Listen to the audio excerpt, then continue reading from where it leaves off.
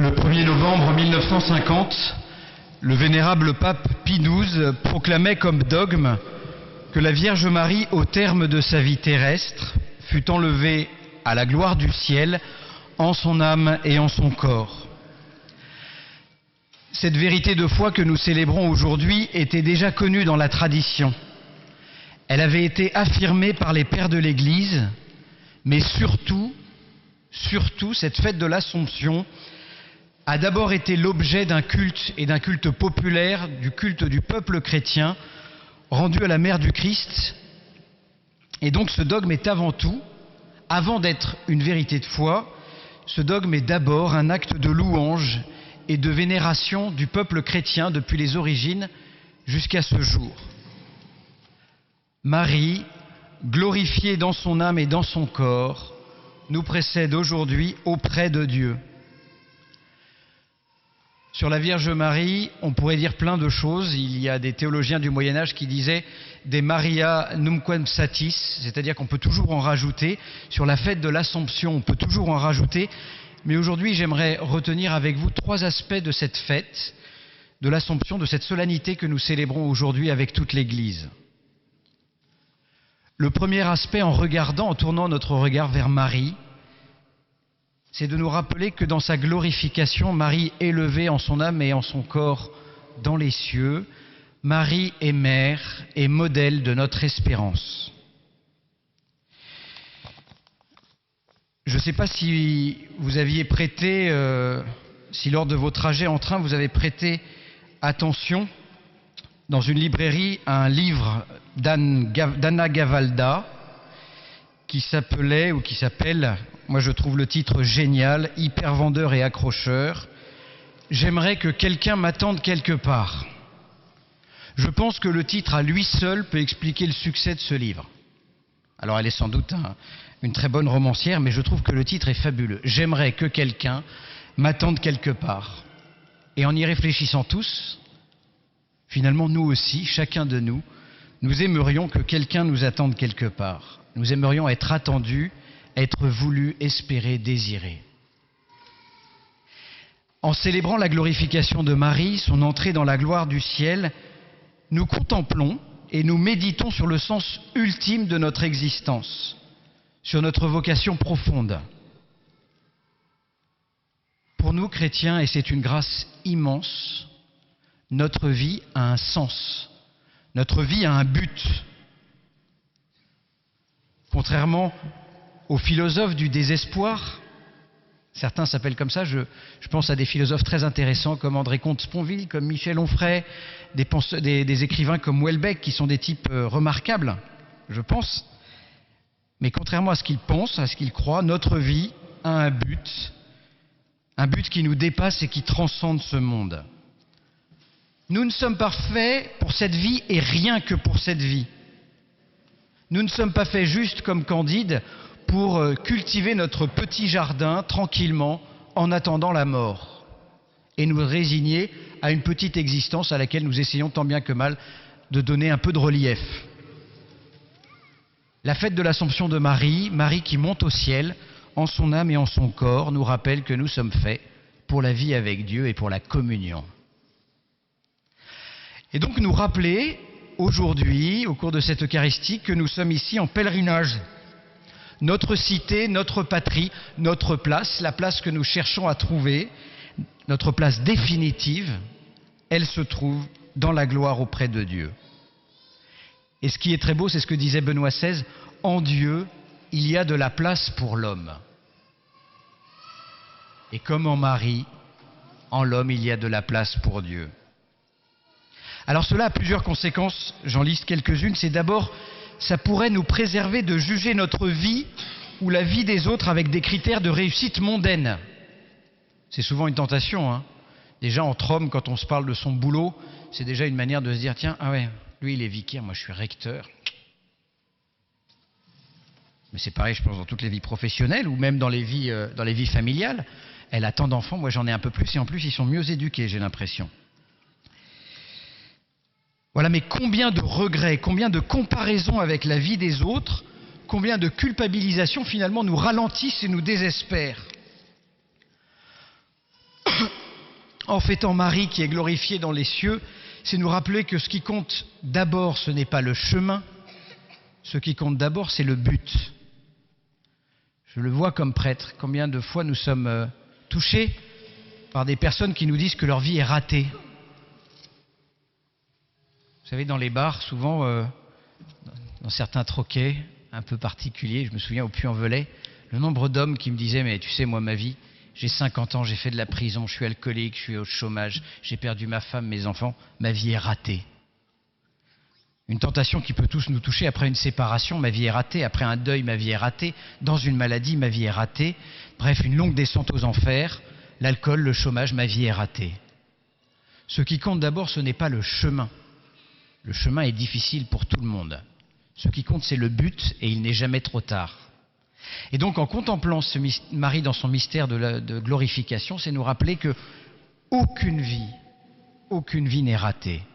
Aucune vie n'est un échec.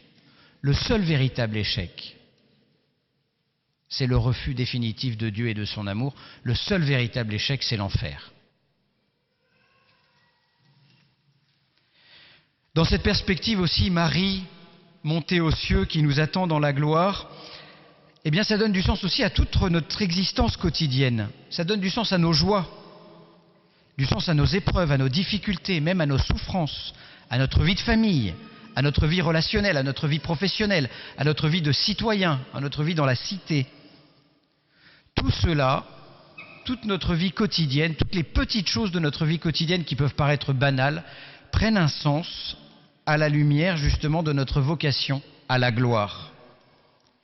Cela nous permet aussi de ne pas nous arrêter ou de nous fixer sur tel aspect de notre vie que nous pouvons absolutiser. Je peux faire de mon travail une idole. Je peux faire de ma famille une idole. Aujourd'hui, la famille, c'est la valeur refuge. Tant mieux. La famille, c'est beau. C'est très beau. Mais dans un monde parfois incertain qui peut nous faire peur, la famille peut être un refuge, peut être une protection. Et la famille, c'est beau que si elle est la source d'une charité plus grande. La famille, c'est beau que si elle nous met au service des plus fragiles. Sinon, la famille, ce n'est qu'un égoïsme à plusieurs. Et je vous rappelle qu'au ciel, il n'y a pas de place pour l'égoïsme. Ensuite, en contemplant Marie dans sa glorification, c'est de nous rappeler que nous sommes espérés, désirés, attendus par Dieu, mais aussi par toute la foule des saints, par la Vierge Marie, notre Mère, par nos proches qui nous précèdent en leur âme dans la gloire et qui attendent avec nous la résurrection de la chair. Le Christ, sa mère, les défunts, bienheureux ou en purification, nous attendent. C'était l'expérience de la petite Thérèse qui, un jour de tristesse, qui avait perdu, après la perte de sa mère, après le décès de sa mère, avait fait cette expérience que si elle était aimée sur terre, elle était encore plus aimée dans les cieux. C'est ça aussi, cette fête de l'Assomption. Nous sommes attendus au ciel, nous sommes aimés. Et une dernière conséquence de cette espérance que nous donne, sur ce chemin d'espérance sur lequel nous accompagne Marie, c'est de nous rappeler que si Marie est glorifiée dans son corps, nous aussi nous sommes appelés à être glorifiés dans notre corps. Et en fait, c'est magnifique, concrètement. Je vous donne une seule implication, il y en a plein. Dieu aime notre corps, Dieu veut le glorifier, mais ici nous pleurons et nous prions pour nos défunts. Vous savez, quand on ferme le cercueil d'un proche, on se dit, c'est la dernière fois que je revois son visage. Je ne verrai plus son visage. Quand on perd un proche, on garde parfois le message téléphonique qu'il nous a laissé pour l'écouter, pour entendre sa voix, parce que nous n'entendrons plus sa voix. C'est faux. La glorification de Marie, notre résurrection de la chair, notre espérance, c'est de les revoir, de revoir le visage de ceux que nous avons aimés, de les toucher, nos défunts, de les serrer dans nos bras. On n'est pas dans du spiritisme ou un au-delà éthéré avec des purs esprits. Nous sommes invités, c'est tout l'homme qui est appelé à ressusciter. Nous les entendrons, nous les verrons, nous les serrerons dans nos bras. C'est ça la glorification de la Vierge Marie. Revoir, toucher, sentir ceux que nous avons aimés. Marie, modèle d'espérance, Marie, mère et modèle de notre foi.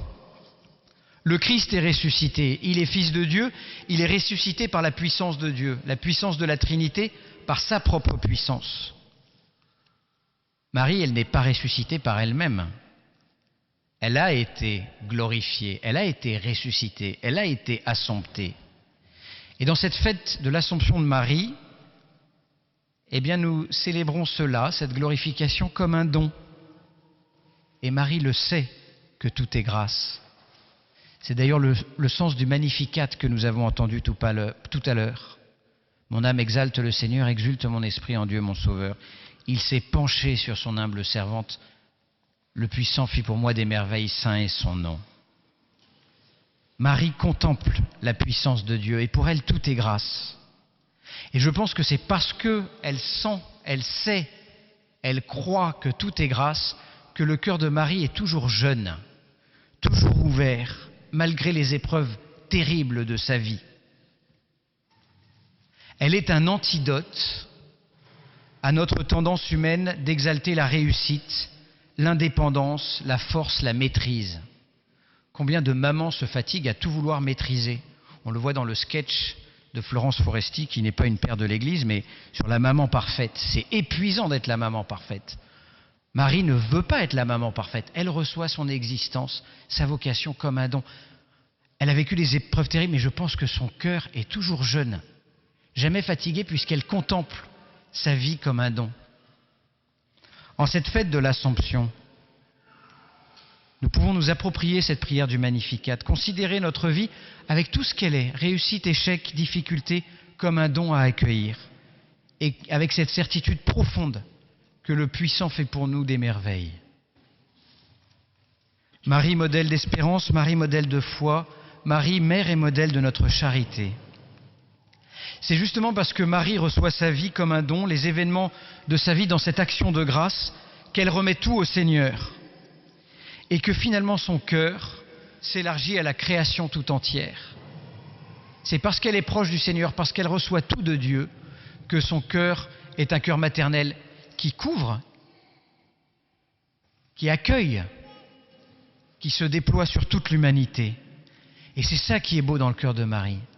Pas d'aigreur, pas de rigidité, pas de peur, et pourtant il y avait plein de raisons d'avoir peur, pas de froideur, pas de rancune, pas de narcissisme, pas de déception, pas d'égoïsme, pas de bouderie.